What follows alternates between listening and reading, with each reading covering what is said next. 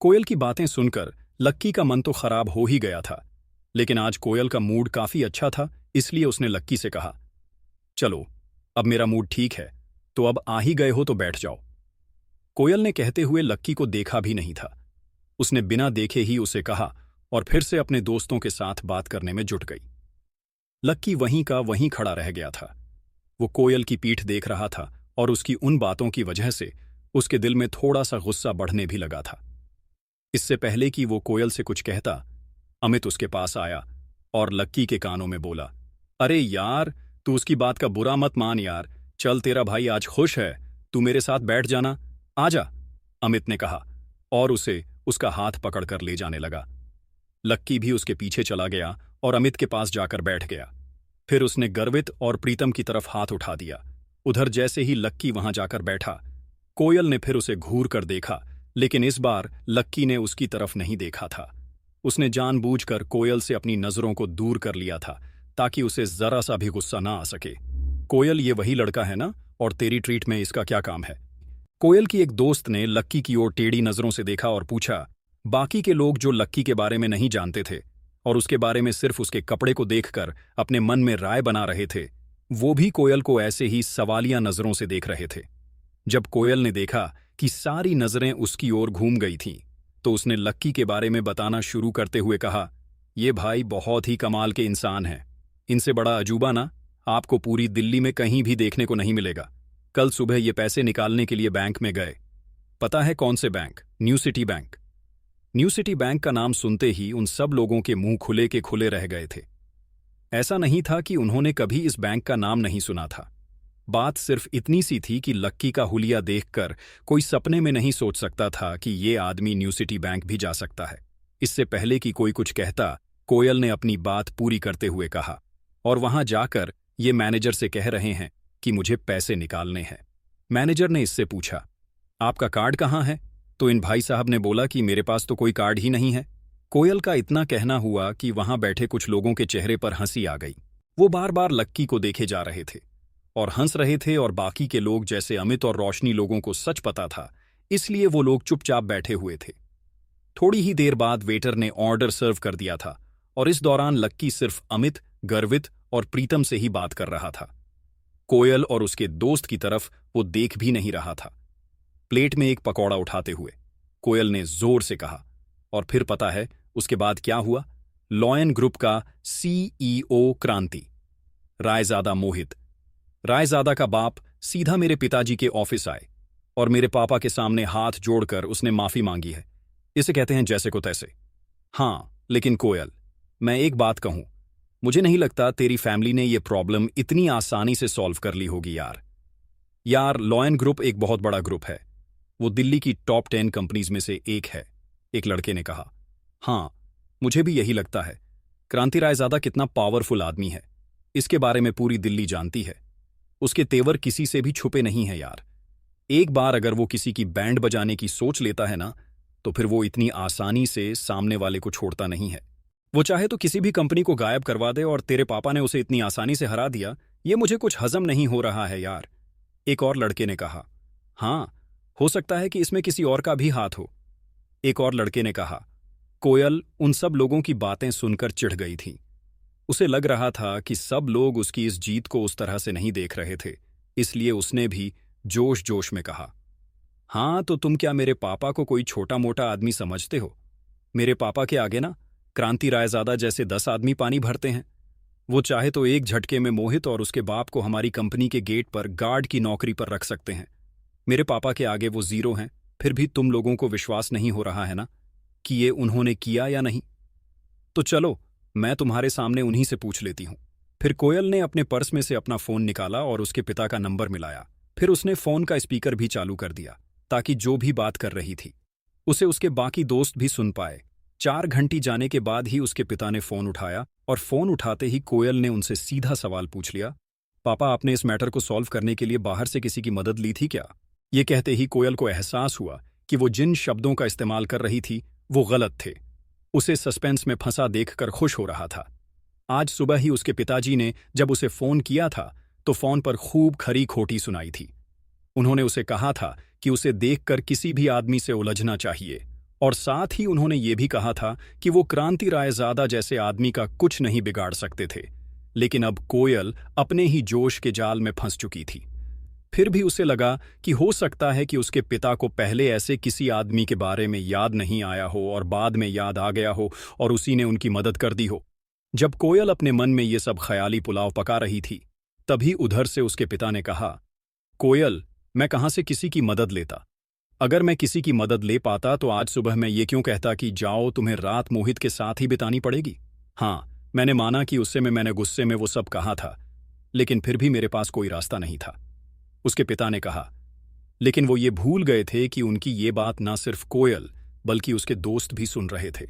कोयल का चेहरा अपने पिता के शब्दों को सुन लेने के बाद शर्म से लाल हो गया था।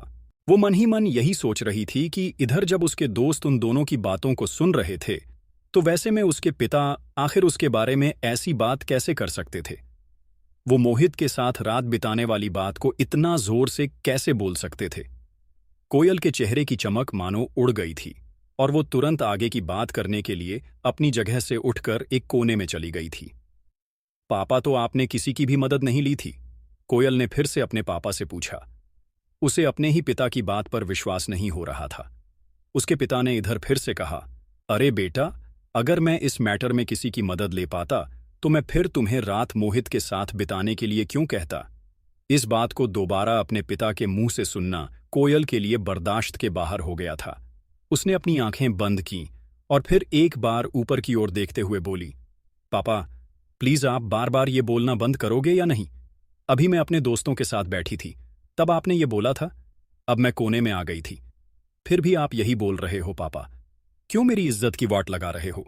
मेरे सारे दोस्त ये सब सुन रहे थे, क्या तुम्हारे साथ तुम्हारे दोस्त भी हैं? माफ करना, मुझे मालूम नहीं था, और मालूम भी कैसे होता? तुमने ये थोड़ी ना मुझे बताया कि तुम अपने दोस्तों के साथ हो। तुमको पहले बोलना चाहिए था ना, या तुम अपने फोन का लाउडस्पीकर बंद करके रखती? उसके पिता ने उसे उस ओर से उलटा झाड़ते हुए कहा। अरे पापा, ठीक है ना, अब आप क्या चाहते हो, मैं किसी गड्ढे में जाकर अपनी जान दे दूं? कोयल ने अपना ही सिर पकड़कर कहा। उसे लग रहा था कि उसे अपने पिता को इस बारे में पहले ही बता देना चाहिए था कि उसके सारे दोस्त उन दोनों की बातें सुन रहे थे। तब तक कोयल ये मान रही थी कि उसके पिता ने ही अपने किसी आदमी से बोलकर इस मैटर को सॉल्व कराया था। लेकिन अब क्योंकि अब सच सबके सामने आ गया था, इसलिए सबके सामने उसका पोपट होने वाला था। अरे सुनो, कहीं ऐसा तो नहीं कि इस मामले में तुम्हारे उस दोस्त ने हमारी मदद की हो? उसके पिता ने पूछा। मेरे दोस्त ने, कोयल ने अपने आप से कहा और फिर कुछ सोचने लगी। फिर उसने अपने बाकी के दोस्तों की ओर देखा जो टेबल पर बैठकर उसका इंतजार कर रहे थे। अचानक कोयल को लगा कि उसके पापा सही कह रहे थे। वैसे भी उसने दोपहर में प्रशांत को तो फोन किया ही था। मुझे लगता है कि तुम्हारे दोस्त की वजह से ये काम पूरा हो गया है। तुम्हें अपने दोस्त को थैंक यू बोलना चाहिए और साथ में उसे ये भी कहना चाहिए कि मैं उसका ये एहसान जिंदगी भर नहीं भूलने वाला। आगे फ्यूचर में मैं उसके लिए वो सब करूंगा जो मेरे बस में होगा। कोयल के पापा ने गंभीर स्वर में कहा। हाँ, ठीक है, मैं बोल दूंगी। चलो, अभी मैं फोन रख रही हूं, बाय। उसे भी अब यही लग रहा था कि उसकी मदद और किसी ने नहीं बल्कि उसके दोस्त ने की थी। लेकिन अब जब उसके दोस्त ने ही उसकी मदद की थी, तो फिर उसके पिता उसे इतना क्यों सुना रहे थे? जब वो अपनी बेटी को बचा नहीं सकते, तो सुना भी नहीं सकते थे। जैसे ही कोयल फोन काटने वाली थी, तभी उसके पिता ने फिर से कहा, अरे एक सेकंड रुको, मुझे तो लगता है जिस आदमी ने हमारी मदद की है, उसका जुड़ाव ट्रेड यूनियन के अध्यक्ष चेतन मित्तल के साथ जरूर होगा। इस मसले को चेतन मित्तल के अलावा और कोई सॉल्व नहीं कर सकता, और जो आदमी चेतन मित्तल तक पहुंच सकता है, वो कोई छोटा मोटा आदमी नहीं हो सकता।